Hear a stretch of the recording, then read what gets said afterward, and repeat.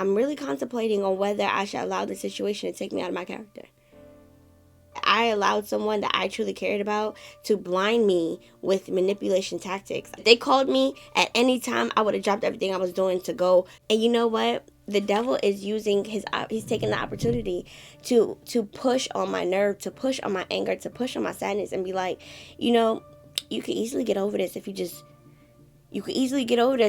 go back to how you used to. We ain't doing none of that. We ain't doing none of that, Doc. You're not gonna get me. Just as much as God allows you to go through things so that he can use the things that you go through to create a new character in you, the devil also takes that same opportunity and tests you to see if he can make you fall.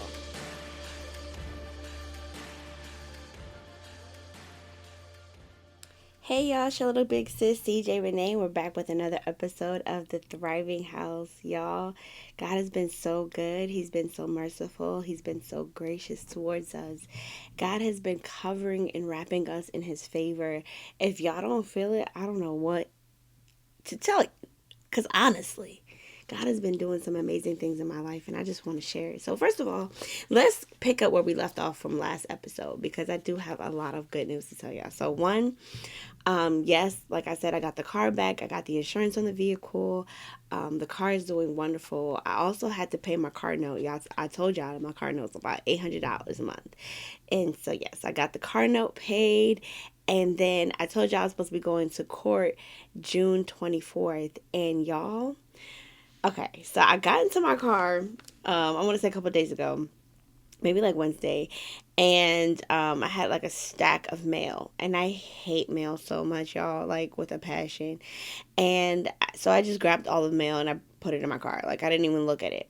But when I got back home, I happened to just be like, let me just open this mail. So I opened it while I was sitting in my car, and I got 2 letters from the DMV, basically informing me that I was fully reinstated. Everything is fine now.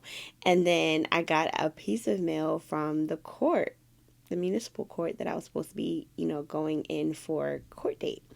And I'm like, before I even open it, I said, God, I know you about to blow my mind. This is about to be all charges dropped.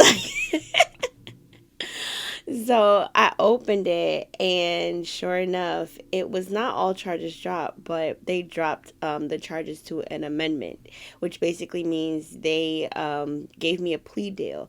And so essentially, they chopped it up to paperwork. And I think I gave everyone the wrong number, because I did like a quick testimony on TikTok, and I gave everyone the wrong number accidentally. I said $66, but actually in total is $380. Now, just to give y'all some backstory, why that is praiseworthy is because one, this could have gone as far as me not having a license for up to a year.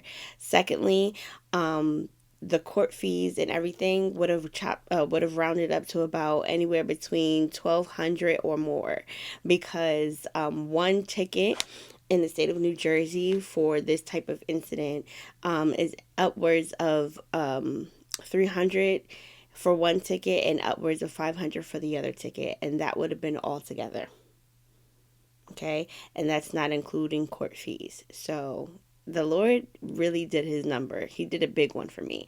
And so I just wanted to let y'all know that if God could do it for me in the space of 14 days, he could do it for you. Okay, y'all just gotta keep seeing the goodness of God, even in the struggle, even in the trauma, even in the situations that are looking like, why the heck is this happening to me? That's when you got to have faith, and have faith, not saying, okay, God, I need you to do this for me, but faith and God, I know you're going to do this for me. You're going to do something amazing. That's how things change. So let's get into today's episode. I'm reading from Deuteronomy. Ooh, I can't get that way. Deuteronomy 8, and I'm reading from verse 1 to 2. Be careful to obey all the commands I am giving you today. Then you will live and multiply, and you will enter and occupy the land the Lord swore to give your ancestors. Okay? You know that land flowing with milk and honey? This is what he's talking about. Remember how the Lord remember how the Lord your God led you through the wilderness for these 40 years, humbling you and testing you to prove your character. Didn't I tell y'all? That's what the waiting season is all about, to build character, to renew, to shape, to grow who you are called to be, and to find out whether or not you would obey his commands. Let me tell y'all something. That's the end right there. Let me tell y'all something. There was a situation that's recently going on in my life. Matter of fact, y'all know mostly about what's going on, and I'm sitting here and I'm really contemplating on whether I should allow the situation to take me out of my character. I know that sounds crazy, but I'm being so realistic. Like, I have to really sit here and sit in my sadness, sit in my brokenness, sit in my hurt, sit in my disappointment, sit in the fact that I allowed someone that I truly cared about to blind me with manipulation tactics. I like, it's still shocking to me to this day, because this is somebody I truly cared about. This is somebody, if they called me right now, or not, well, not right now, but if they called me at any time, I would have dropped everything I was doing to go an hour and some change away to make sure they had what they needed, because that's how much I loved them. That's how much I cared about them as a person, as an individual in my life who I truly, truly thought was my friend. Truly thought was my friend. This person played me so bad to the point where now I'm just like, how can I bounce back from this? And you know what? The devil is using he's taking the opportunity to push on my nerve, to push on my anger, to push on my sadness, and be like, you could easily get over this if you could easily get over this if you just go back to how you used to. That person that, give them some time. Yeah, no. We ain't doing none of that.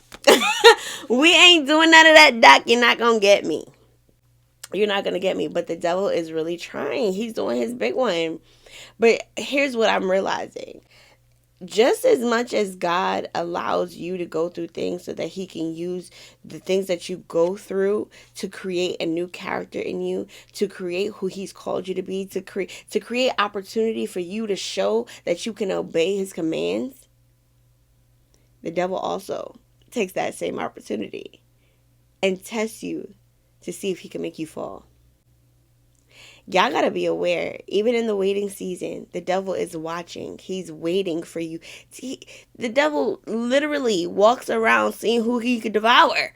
Okay? This is a game to him. If he could take you out, you just another one down, Doc. Don't let him win. Win for what? What you gonna get out of it? Nothing but a couple more years of a cycle that you don't need to go through. These people and the children of Israel went through this for 40 years, Doc.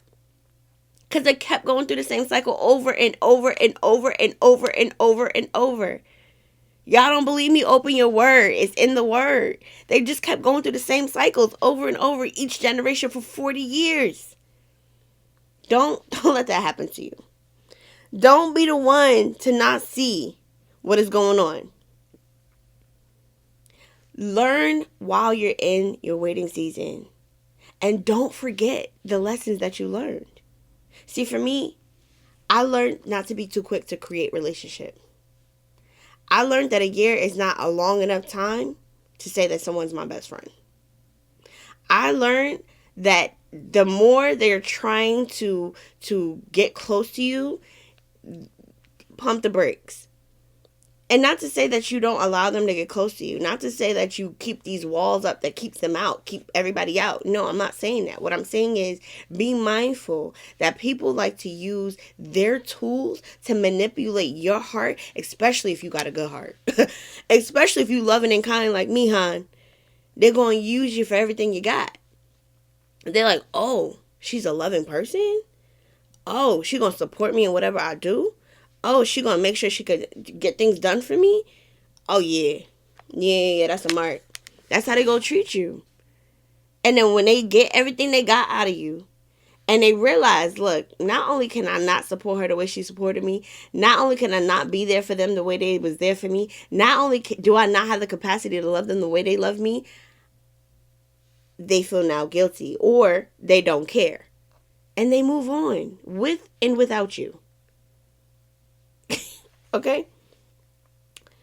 Lessons from the waiting season sustain the promise. So as you're taking in everything that you learned in this time, as you are remembering all the things that you went through, even the broken heart, remember it. Remember all of it. God allowed you to go through these things not to break you, not to make you hurt, not to make you have to go through pain. He never said it was going to be easy. So yes, the pain, the hurt, the brokenness is all going to be there, but the things that you went through were made to build you and make you stronger. Just like the refining fire, just like a piece of coal that turns into a diamond, it needs pressure. You needed the pressure in your waiting season to get to the promise that God has for you. This is not going to break you, and this is going to keep you moving forward to the promise that God has for you. Remember that. Key points. All right? I love you. And with that being said, this is your little big sis, CJ Renee. I'm out. Bye, guys.